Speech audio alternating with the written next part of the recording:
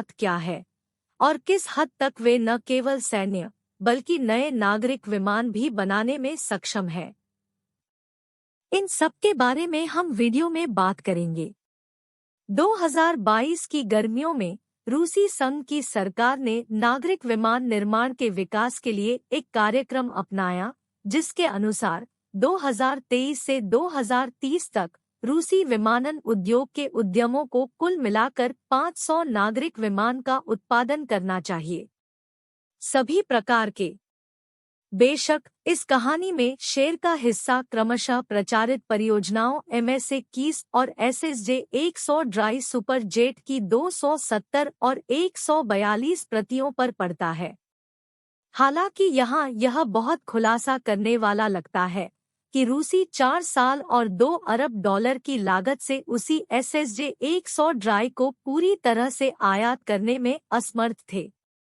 लेकिन हमारे लिए इस कहानी में अधिक रुचि की बात यह है कि वर्ष 2030 तक रूसियों ने Kazan aviation production and industrial association की सुविधाओं में TU-214 प्रकार के 70 विमान का उत्पादन करने की योजना बनाई है, जो कि एक ही समय में सोवियत काल के रिक्त स्थान से प्राचीन Tu-160M के सुपरसोनिक रणनीतिक बमवर्षक की असेंबली और Tu-22M3 की मरम्मत और आधुनिकीकरण में लगा हुआ है। नागरिक उड्डयन के क्षेत्र में इस योजना पर रूसी संघ का ध्यान, जो कुछ बिंदुओं पर सैन्य विमान उत्पादन के खंड के साथ बहुत निकटता से मेल खाता है, अमेरिकी विश्लेषणात्मक संस्थान जेम्सटाउन फाउंडेशन द्वारा भी ध्यान दिया गया था।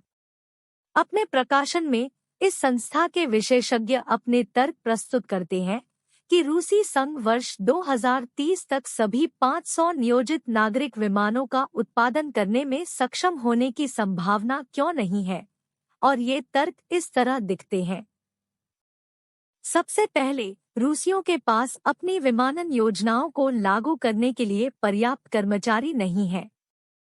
विशेष रूप से इस समय रूसी संघ के सभी विमान निर्माण उद्यमों में से 40% श्रम की कमी को पहचानते हैं।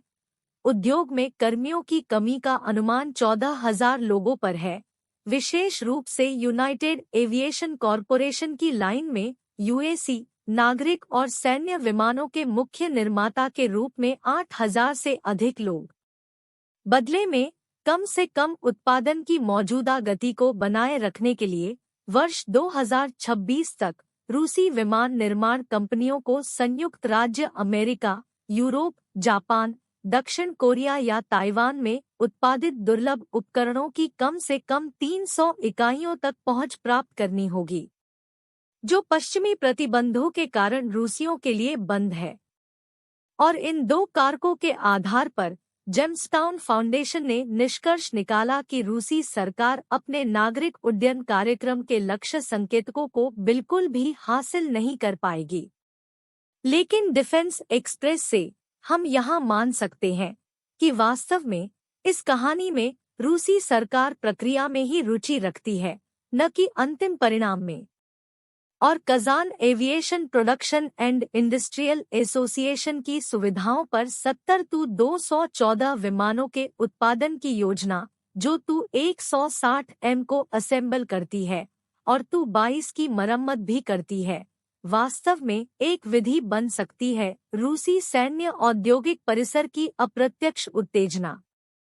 साथ ही 2030 तक 500 विमानों की समग्र योजना, जहां संयुक्त विमान निगम को मुख्य निष्पादक होना चाहिए।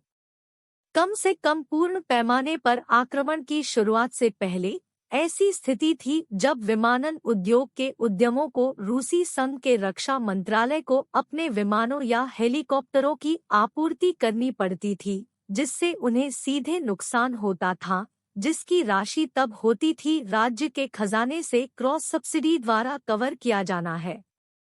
सबसे खुलासा करने वाला उदाहरण Ka-52 था, जिसके उत्पादन में 200 मिलियन रूबल का नुकसान हुआ था।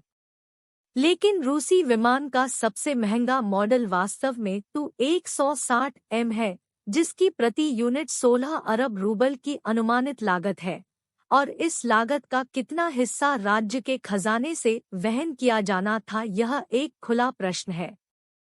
हालांकि ऐसा लगता है कि इस स्तर पर रूसियों को पहले एक अधिक संभावित कार्य को हल करना होगा। 4 Tu-160 एम को रखने का समय, जो पिछले कुछ वर्षों में भौतिक रूप से उत्पादित किए गए थे, 2023 के अंत तक सेवा में